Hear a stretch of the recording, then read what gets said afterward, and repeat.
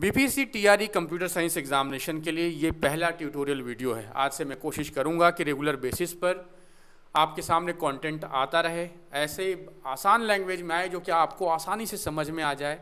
और मैं इस बात की गारंटी दे सकता हूं कि आज से 1.5 महीने तक, मतलब मैं कोशिश करूंगा जुलाई 15 तक ख़त्म हो जाए। अगर आपने सारे वीडियोस देख लिए और सब कुछ अच्छे से समझ लिया तो आप अच्छा स्कोर करेंगे। मैं कोशिश करूँगा कम से कम 70 से 80% सिलेबस को कंप्लीट करवा दिया जाए और इस बार पिछली बार की कंपेयर में थोड़ा डिफ़िकल्टी लेवल को ऊपर बढ़ाया जाए, थोड़ा सा जो स्टैंडर्ड है उसको ऊपर किया जाए, क्योंकि पिछली बार तो थोड़ा डाउन था। हालांकि सवाल ही पिछली बार गड़बड़ ही आया था, लेकिन इस बार कोशिश करूँगा मैं कि थोड़ा सा जो कॉम्प्लेक्सिटी डिफ़िकल्टी लेवल है उसको भी थोड़ा सा बढ़ाया जाए।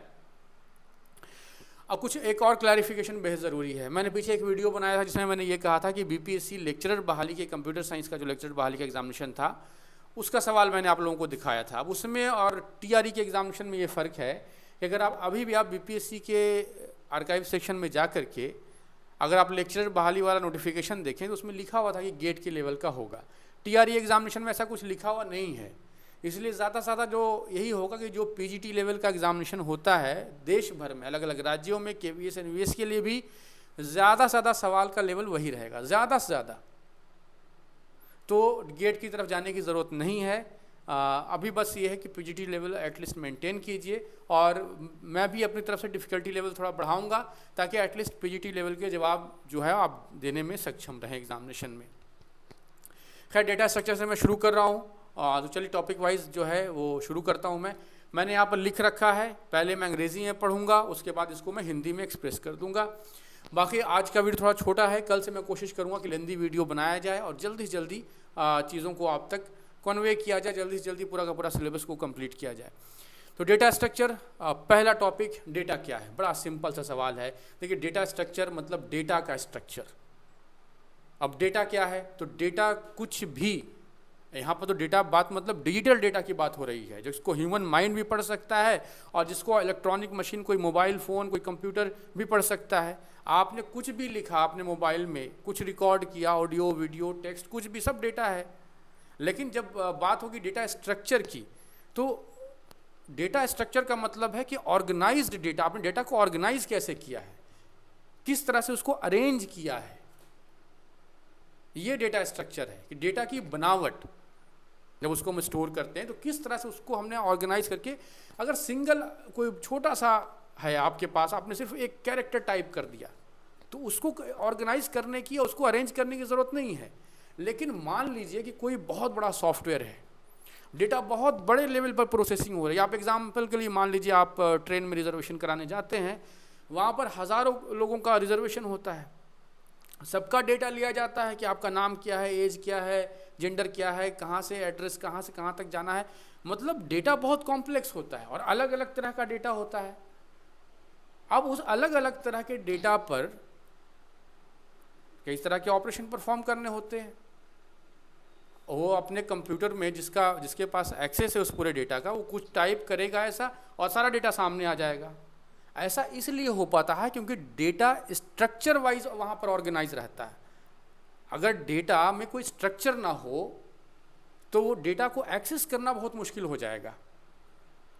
मेरी बात को अगर नहीं पता लगा तो दोबारा से समझने की कोशिश कीजिएगा। ओवरऑल मैं ये कहना चाहता हूँ कि डेटा एक सिंपल टर्म है, सबको पता है क्या होता है डेटा, पर डेटा स्ट्रक्चर इसलिए है ताकि डेटा को ढंग से ऑर्गेनाइज किया जाए, अरेंज किया जाए, और कल को जब किसी प्रोग्राम में उसकी ज़रूरत हो या किसी भी ऑपरेशन के लिए ज़रूरत हो तो डेटा को हम आसानी से रिकॉल कर सकें, उसको आसानी से एक्सेस कर सकें। इसलिए डेटा स्ट्रक्चर की ज़रूरत है। पहले मैं एक बार अंग्रेज़ी में पढ़ भी देता हूँ, यहाँ पर क्या लिखा है मैंने। Data is information which is suitable for communication and process by human and electronic machine. बिल्कुल, डेटा यही है जो ह्यूमन मशीन और ह्यूमन और इलेक्ट्रॉनिक मशीन उसको कम्युनिकेट करे। Data representation can be done with help of alphabets, numerals और special character. अब डेटा को रिप्रेजेंट करने के लिए बहुत सारे साइन यूज़ किए जा सकते हैं। आपने अपना नाम लिखा, कुछ भी अल्फ़ाबेट लिखा, वो भी एक तरह का इन्फॉर्मेशन ही है, डिजिटल डेटा ही है। आप कंप्यूटर में अपना नाम लिखिए, वो डेटा ही है। तो डेटा का डेफिनेशन ऊपर में है और डेटा स्ट्रक्चर का डेफिनेशन नीचे में आपके स्क्रीन पर दिख रहा है। Data structure is data organization, management and storage format that is usually chosen for efficient access of data. यही बात मैंने आपको कहा कि डेटा को ईजिली एक्सेस करने के लिए डेटा स्ट्रक्चर यूज होता है। Data structure is mainly used in programming and database program. मैंने आपको एग्जांपल दिया वो IRCTC वाला जो ट्रेन रिजर्वेशन होता है। तो प्रोग्रामिंग में अगर किसी भी प्रोग्राम का आप देखें, कोई भी प्रोग्राम क्या है, एक तो उसके अंदर एल्गोरिदम है और दूसरा डेटा है। एल्गोरिदम में तरह तरह की कंडीशंस लिखी होती हैं, तरह तरह की कैलकुलेशन करने के लिए लॉजिक लिखा रहता है और डेटा उसमें पास किया जाता है और रन करता है तो कुछ आउटपुट आता है। तो कहने का मतलब है कि कोई प्रोग्राम बिना डेटा स्ट्रक्चर, कोई लेंथी प्रोग्राम है, कॉम्प्लेक्स प्रोग्राम है, वो बिना डेटा स्ट्रक्चर के काम ही नहीं करेगा। डेटा स्ट्रक्चर डेटा को प्रोसेसिंग के लिए, इनपुट के बाद आउटपुट के लिए डेटा स्ट्रक्चर ज़रूरी है। वही बात यहाँ पर लिखा हुआ है कि data structure is mainly used in programming and database program can be considered as collection of algorithm and data structure. आगे चलते हैं। आज का वीडियो थोड़ा छोटा रहेगा, इसके बाद मैं कोशिश करूँगा थोड़ा सा लेंथ बढ़ाया जाए।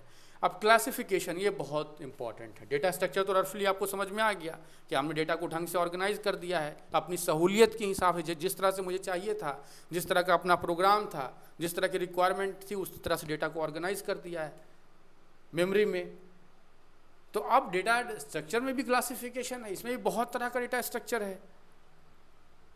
यहाँ से आप बात को समझने की कोशिश कीजिए। डेटा स्ट्रक्चर को दो पार्ट में पहले क्लासिफाई किया गया, linear data structure and non linear. Linear क्या समझते हैं? ये लीनियर वैसा ही जो मैथ वाला लीनियर होता है वही लीनियर यहाँ पर भी है। अब लीनियर के अंदर मैं आप सब जितना भी यहाँ पर मैंने लिखा हुआ है ये सबको मैं बारी बारी समझाऊंगा। लीनियर के अंदर फिर दो है उसका सब category, static data structure and dynamic data structure. Static के अंदर अरे है, डायनामिक के अंदर क्यू, स्टैक और लिंक्ड लिस्ट है। नॉन लीनियर जो दाहिने साइड पर है उसके अंदर ट्री है और ग्राफ है।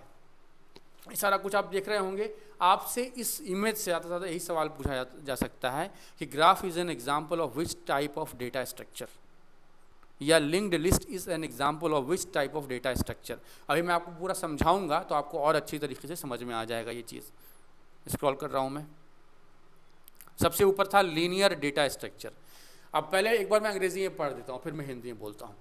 Data structure in which data elements are arranged sequentially where each element is attached to its previous and next element is called linear data structure। जब डेटा, मान लिया हमने 100 लोगों का एज को कलेक्ट किया है और उसको अरेंज किया सीक्वेंस में। सीक्वेंस का मतलब है कतार, हिंदी में कतार उसको बोल सकते हैं। तो जब डेटा को हम एक कतार में अरेंज करते हैं और उसके डेटा में जितना भी एलिमेंट है सब एक दूसरे से जुड़ा रहता है, आगे वाला से भी और पीछे वाला से भी, तो वो लिंक्ड डेटा स्ट्रक्चर है, वो लीनियर डेटा स्ट्रक्चर है। मतलब उसकी बनावट वैसी है, उसका स्ट्रक्चर वैसा है कि उसको हम लीनियर डेटा स्ट्रक्चर कह सकते हैं। और उसमें कंडीशन यही कि सभी एलिमेंट एक दूसरे से जुड़ा रहेगा, आगे वाले से भी और पीछे वाले से भी, और एक सीक्वेंस में होगा, एक कतार में होगा। जैसे कि अरे, स्टैक, क्यू मतलब आप वैसे भी देख लीजिए। क्यू का मतलब जैसे आप लाइन में खड़े होते हैं कुछ भी काम के लिए, मान लीजिए आप बिजली बिल जमा कराने के लिए लाइन में खड़े हैं, तो सभी लोग एक दूसरे से जुड़े हुए हैं। एक किसी के आगे कोई है, किसी के पीछे कोई है। हालांकि जो फ्रंट एंड पर है, बैक एंड पर उस पर कंडीशन कुछ और है, वो बाद में हम लोग देख लेंगे। लेकिन अगर बाकी ज़्यादातर एलिमेंट्स का आप देखें तो सभी एक दूसरे से जुड़े हुए हैं और एक सीक्वेंस है, एक कतार है, तो उसको हम एक लीनियर डेटा। हालांकि इंसान का खड़ा होना और डेटा का उस तरह से अरेंज करना ये दो अलग अलग बात है, लेकिन मैंने सिर्फ एग्जांपल देने के लिए कह दिया कि ये जो लीनियर डेटा स्ट्रक्चर है इसमें अरे भी वैसा ही है, स्टैक भी वैसा ही है। स्टैक मतलब एक के ऊपर एक, एक के ऊपर एक जब रखते जाते हैं, जैसे आपने किताब रख दिया, उसके ऊपर दूसरा, उसके ऊपर तीसरा, ये स्टैक है। क्यों तो आप जान रहे हैं, अरे same type of data structure जो डेटा एलिमेंट, जो सिमिलर डेटा एलिमेंट्स के कलेक्शन को अरे कहते हैं। अरे को आगे चल करके मैं और अच्छी तरीके से समझाऊंगा और लिंक्ड लिस्ट को भी आगे चल के मैं और अच्छी तरीके से समझाऊंगा। लेकिन आपको ये अभी आप दिमाग में ये बात बिठा लीजिए कि ये सब जो है ये लीनियर डेटा स्ट्रक्चर की कैटेगरी में आता है। अब लीनियर डेटा स्ट्रक्चर के भी अंदर में दो सब कैटेगरी है, स्टैटिक और डायनामिक। स्टैटिक क्या होता है वो देखिए। Static data structure has fixed memory size जो एलोकेट किया गया वो फिक्स है पहले से कि कितना मेमोरी आपको दिया गया। जब आपकी रन टाइम आएगी, जब आपका एग्जीक्यूशन होगा प्रोग्राम की कंडीशन के हिसाब से, तो इसी मेमोरी में काम चलाना है। यही स्टैटिक डेटा स्ट्रक्चर है। अब इसका एग्जांपल क्या है? अरे है। जब कभी भी किसी भी सिस्टम पे कोई भी प्रोग्राम, आपने C++ में ही छोटा सा प्रोग्राम लिख दिया, एग्जीक्यूशन के लिए भी मेमोरी की ज़रूरत होती है। तो एग्जीक्यूशन टाइम पर कई बार ऐसा भी होता है कि एग्जीक्यूशन टाइम पर अचानक से आपकी मेमोरी की रिक्वायरमेंट बहुत बढ़ जाएगी। कई बार देखते हैं प्रोग्राम, आपने कंप्यूटर खोला, आपका मैसेज आ गया your computer has low memory, ऐसा करके। ऐसा इसलिए हुआ क्योंकि कोई ना कोई प्रोग्राम बैकएंड में रन कर रहा था और वो मेमोरी ऑक्यूपाई कर रहा था। सेम वही बात यहाँ पर है कि ये वो जो मेमोरी दिया रहेगा वो पहले से फिक्स रहेगा। जब फिक्स रहेगा तो वो उसको हम लोग स्टैटिक डेटा स्ट्रक्चर कहेंगे, और अरे इसका एक एग्जाम्पल है। अगला point, dynamic data structure, the size is not fixed.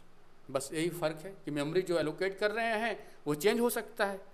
यहाँ पर लिखा हुआ the size is not fixed, it can be randomly updated during the run time. जब डेटा रन होगा, जब प्रोग्राम रन होगा, देखिए डेटा स्ट्रक्चर है पूरा प्रोग्रामिंग से ही संबंधित, लेकिन ये वो वाला पार्ट है जिसमें डेटा पास होता है, जो डेटा कंसर्न है प्रोग्राम से।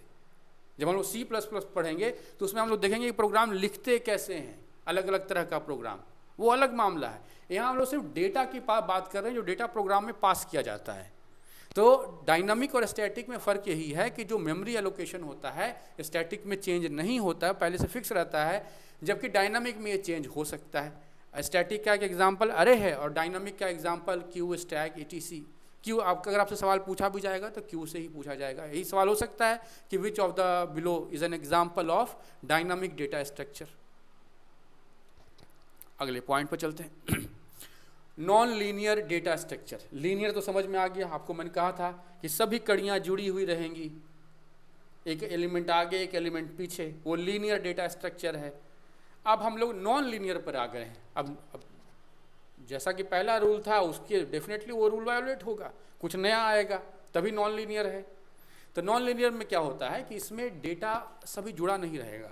मतलब अगर आप डेटा को ट्रैवर्स करना चाहते हैं, पूरे डेटा में आप ट्रैवर्स करना चाहते हैं, अगर कोई प्रोग्राम चाहता है कि सभी डेटा एलिमेंट्स को आइडेंटिफाई किया जाए, तो हो सकता है कि वो एक रास्ते से चले, एक ट्रैवर्सल का जो तरीका हो उसको वापस आना पड़े। मतलब जिस रास्ते पर जाए, जैसे कि ट्री का एक एग्जांपल है, आप में से कुछ लोग जिन्होंने पहले डेटा स्ट्रक्चर पढ़ा होगा उनको पता होगा in order, post order, pre order, ये सब आप लोगों ने शायद ध्यान में होगा। उसमें क्या होता था कि एक रास्ते से गए, फिर बाकी एलिमेंट तक पहुंचने के लिए फिर उसी रास्ते पर घूम के जाना पड़ता था, तो वो नॉन लीनियर हो गया क्योंकि आप उसी रास्ते पर घूम के गए। जब मैं ट्री आपको बताऊंगा तो आपको और अच्छी तरह से समझ में आ जाएगा। लेकिन यहाँ पर बस कहने का ये मतलब है कि नॉन लीनियर डेटा स्ट्रक्चर में सभी डेटा एलिमेंट्स एक दूसरे से जुड़े हुए नहीं होते हैं। देखिए यहाँ पर क्या लिखा हुआ अंग्रेजी में, data structures where data elements are not placed sequentially are called non linear data structure. Complete traversal is not possible in single run. एक रन में नहीं होगा, यही बात मैं कह रहा था। Example is tree. तो यहाँ तक आज यहीं पर छोड़ देते हैं। अब मैं कोशिश करूँगा कल सुबह एक और बनाया जाए। तो और मैंने एक कंटेंट और बनाया है डेटा स्ट्रक्चर का, तो कल मैं कोशिश करूँगा कल 2 वीडियो कर दूँ, एक सुबह एक शाम में, और जल्दी से जल्दी चीज़ों को डेटा स्ट्रक्चर अगले 3 दिन के अंदर ख़त्म कर दिया जाए। तो अभी छोटा वीडियो है, आगे जब वीडियो आएगा तो बड़ा वीडियो आएगा, लेंदी वीडियो आएगा। अभी के लिए इतना ही, और आपका जो रिस्पांस है प्लीज़ कमेंट बॉक्स में लिखिए ज़रूर, और वीडियो को शेयर ज़रूर कर दीजिए। कोशिश यही है कि आसान भाषा में समझाया जाए, बहुत एफर्ट लगता है इसको लिखने में और इसको ढंग से अरेंज करने में, इसलिए प्लीज़ शेयर भी कीजिए। बेल आइकन को दबाइए, सब्सक्राइब तो किया पर बेल आइकन में नोटिफिकेशन में जाके ऑल कीजिए, ताकि ये चैनल सिर्फ कंप्यूटर साइंस डेडिकेटेड ही है, उसी का कंटेंट आया करेगा। शेयर कीजिए वीडियो को लाइक कीजिए। Thank you.